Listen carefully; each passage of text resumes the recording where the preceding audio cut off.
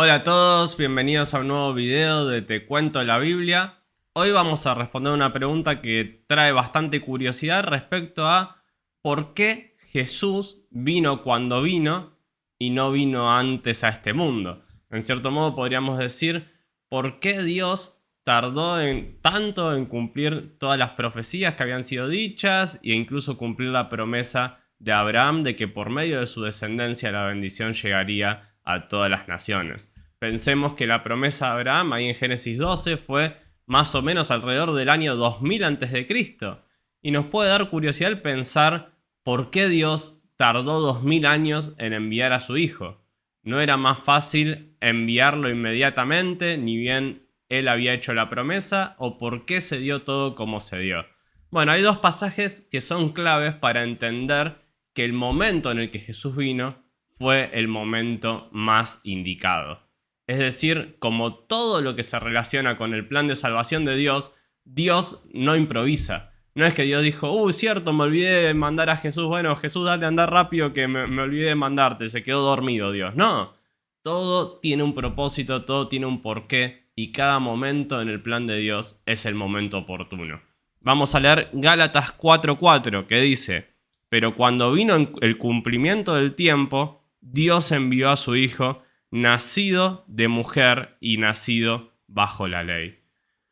Es decir, Dios ya tenía un tiempo establecido. Cuando se cumplió ese plazo, se cumplió ese tiempo, Dios envió a su Hijo. Jesús tomó forma humana y habitó entre nosotros y estuvo sujeto a los mismos mandamientos, a la misma ley a la cual los judíos estaban sujetos.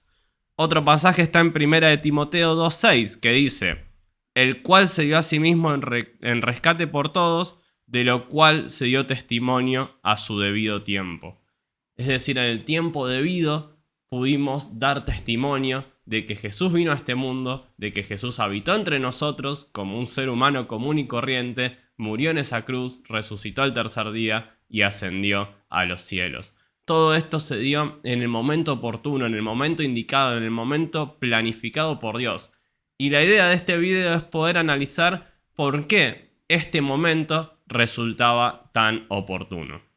Desde ya les aviso que tenemos que ver algunas cositas relacionadas con la historia. A mí me encanta la historia, así que cuando me pongo a hablar de historia, por ahí me entusiasmo un poco. Pero bueno, espero no aburrirles con esto.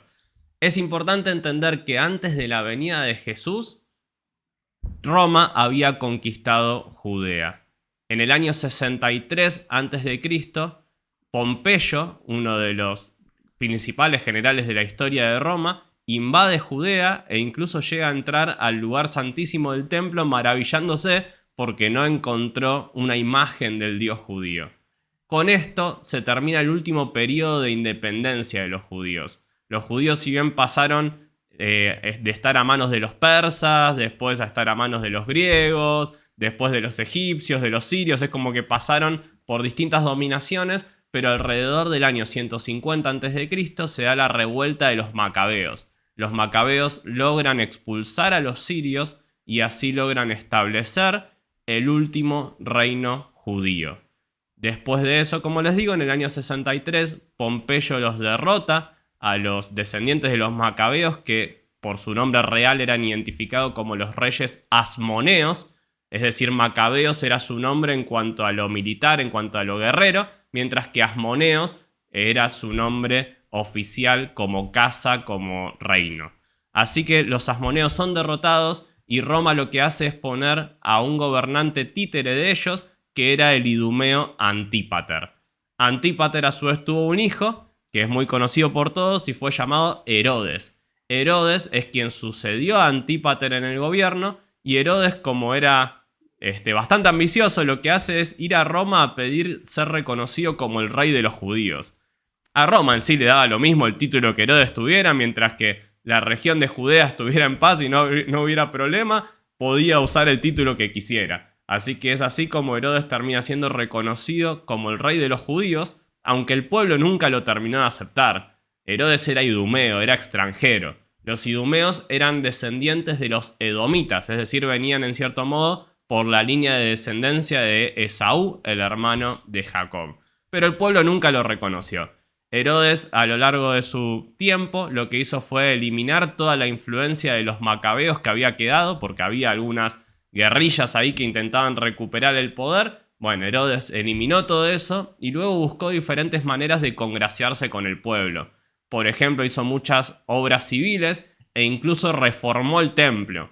No es que cambió el templo en sí, porque el templo era el mismo que se construyó con Zorobabel, ahí relatado en el libro de Esdras. Ese era el segundo templo y siguió siendo tal cual. Lo que hizo Herodes no fue modificar el templo, sino hacer muchas edificaciones alrededor. Es como que hubiera hecho un shopping, un centro comercial alrededor del templo. Por eso en el ministerio de Jesús vemos que había tantas salas, o mismo en el libro de Hechos, de repente estaban en el pórtico tal, o en tal sala, e incluso funcionaba una especie de mercado ahí, donde Jesús patea las mesas y tira las mesas al suelo, indignado porque usaban la casa de Dios en definitiva para hacer negocios. Así que eso es lo que hizo Herodes, fue armar toda una cuestión alrededor del templo para tratar de congraciarse con el pueblo. Pero a pesar de todas estas cosas que proveyó a la gente de Judea, la gente nunca lo terminó aceptando como su gobernante. Y este es el momento en el cual Jesús viene a la tierra. Herodes, justamente, este Herodes, luego conocido como Herodes el Grande, es el que va a promocionar o impulsar la matanza de niños de Belén, en la cual, bueno, Jesús tuvo que escapar a Egipto y lo que leemos ahí en el Evangelio. Luego, los Herodes mencionados después son sus descendientes. Él muere muy poquito tiempo después de esta matanza de niños, 1 o 2 años. De hecho, es así que cuando Herodes muere es cuando José con María y con Jesús regresan a Judea. Pero ¿por qué entonces Dios envió a su hijo en este tiempo? ¿Qué particularidades tenía este tiempo en el cual Herodes estaba en el gobierno? Bueno, por un lado tenemos que había un Estado mundial. Es decir, Roma se había establecido como la gran potencia hegemónica a nivel mundial y esto traía muchas facilidades. Por ejemplo, Roma estableció muchas rutas comerciales, los caminos romanos. Hoy en día muchos de ellos permanecen en pie. Es decir, se enfocaron mucho en tratar de unir distintas ciudades con caminos que pudieran ser recorridos por las personas. Esto obviamente resultaba clave para que el evangelio se extendiera, para que el evangelio pudiera llegar con facilidad a muchos más lugares. También vivíamos un periodo conocido como la Pax Romana. La Pax Romana se da después de la Guerra Civil de Roma. Julio César, el emperador, es asesinado perdón, no era emperador en ese tiempo, pero bueno, sí era una especie de figura similar a un emperador. Julio César es asesinado y después de eso se da una guerra civil entre Octavio y Marco Aurelio.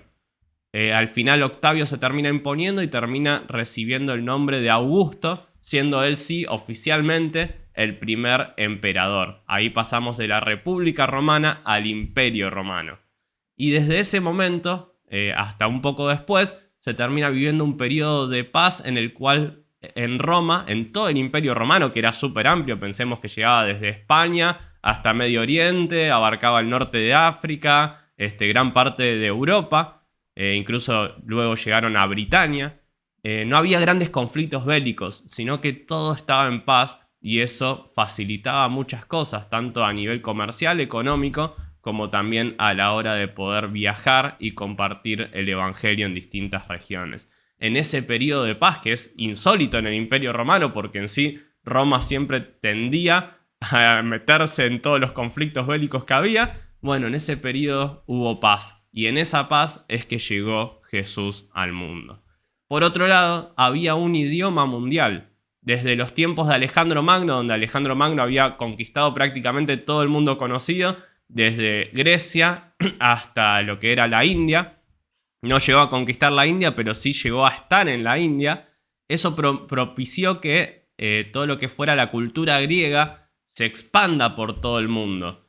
Además, el griego terminó estableciéndose como el idioma comercial de la época.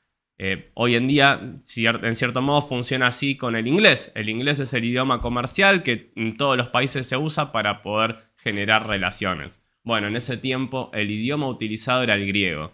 Y casualidad, o no casualidad, porque en realidad entendemos que es parte del plan de Dios, vemos que el Antiguo Testamento unos años antes había sido traducido completamente al griego en la versión que se conoce como la Septuaginta. Y por otro lado, vemos que las nuevas escrituras que se produjeron, es decir, el Nuevo Testamento, se escribió en griego.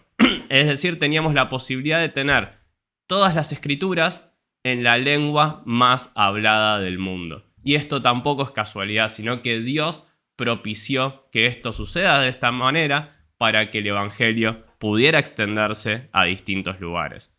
Por otro lado, teníamos también un pueblo mundial. Los judíos se habían dispersado por todo el mundo. Después de la cautividad encontrábamos una gran cantidad de judíos en distintas zonas, sobre todo del Imperio Romano y aún fuera del Imperio Romano.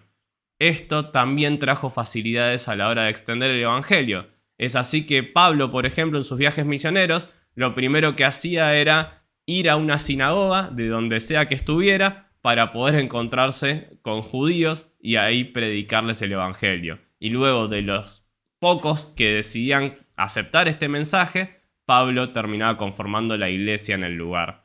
También es clave la red de sinagogas que se formó. Esto sucedió en el tiempo de la cautividad babilónica, donde el templo fue destruido y ya los judíos perdieron el único lugar de adoración que tenían. Entonces lo que hicieron fue, en las distintas ciudades, armar sinagogas, que eran lugares donde se reunían a estudiar las escrituras y a tener comunión unos con otros. La única diferencia, quizás la diferencia principal con el templo, más allá de todo lo sagrado que implicaba el templo, es que en las sinagogas nunca se hicieron sacrificios. Los sacrificios solo podían realizarse en el templo.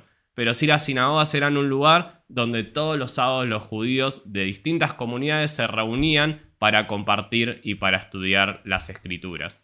Es interesante que el modelo de sinagoga es el que tomó la iglesia para luego organizar sus reuniones. Hoy en día las reuniones que tenemos, donde en general se canta, se ora, se leen las escrituras y se expone su contenido, está muy relacionado con lo que sucedía y sucede en las sinagogas judías, porque de ese modelo se basó la iglesia, que en definitiva al principio estaba conformada por judíos. Se basaron de ese modelo para así definir la estructura con la cual se iban a desarrollar las reuniones entre los creyentes. Así que el tema de un pueblo mundial también resulta importante, porque había judíos en todos lados y ellos eran a los primeros a los que se le predicaba para generar una base a partir de la cual llevar el evangelio a los demás. Entonces tenemos por un lado un estado mundial. Roma había gobernado todo el mundo conocido prácticamente y había traído paz en todas esas regiones. Un idioma mundial en segundo lugar, que era el griego. Todos prácticamente hablaban griego o tenían algún tipo de conocimiento de griego, idioma en el cual estaban escritas las escrituras. Y por otro lado, un pueblo mundial. Los judíos se habían extendido por todo el mundo y ellos eran la base que se usaba en los viajes misioneros de la iglesia para dar a conocer el evangelio.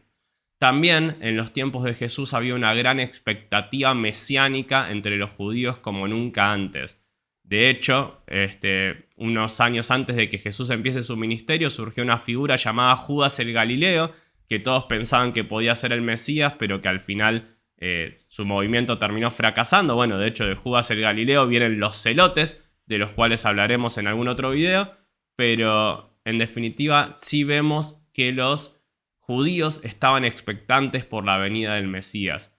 Esto lo impulsaban en gran manera los fariseos. Los fariseos, que son un movimiento que no se sabe bien cuándo surge. Algunos hablan de la época del regreso de la cautividad babilónica con Esdras, por ejemplo, como uno de los primeros impulsores del fariseísmo, aunque otros mencionan que los fariseos surgieron en la época de los macabeos, es decir, unos 150 años antes de Cristo.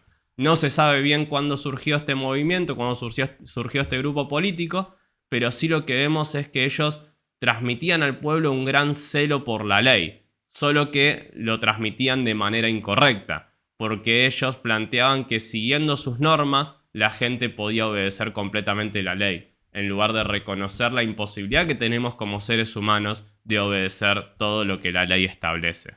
Por eso Jesús los confronta diciendo, bueno, ustedes cuelan el mosquito pero se tragan el camello. Esto se refiere a que están en los detalles, cumplen los detalles más puntuales de la ley, pero se están perdiendo la esencia de la ley, lo principal de la ley, que sobre todo tenía que ver con el amor. El amor es el cumplimiento de la ley. Así que nada, ellos se olvidaban de las bases fundamentales de la ley por estar tan metidos en los detalles. Pero sí, la existencia de un partido político tan fuerte como los fariseos lo que hizo fue poner a la ley en el centro de la escena judía, y a su vez también le dio la excusa perfecta, le dio el motivo perfecto a Jesús para demostrar que el pueblo judío estaba usando la ley de manera incorrecta. Que la ley no tenía el propósito de salvarnos, sino la ley tenía la finalidad de mostrarnos la necesidad que tenemos de un Salvador. Así que estos son los motivos por los cuales el tiempo de la venida de Jesús fue un tiempo perfecto. Contame vos ahí en los comentarios qué pensás, si hay algún otro motivo que se te ocurre por el cual el momento de la venida de Jesús fue el momento más oportuno que podría haber habido, y déjame tu like, así este canal sigue creciendo. Nos vemos en el próximo video de Te Cuento la Biblia.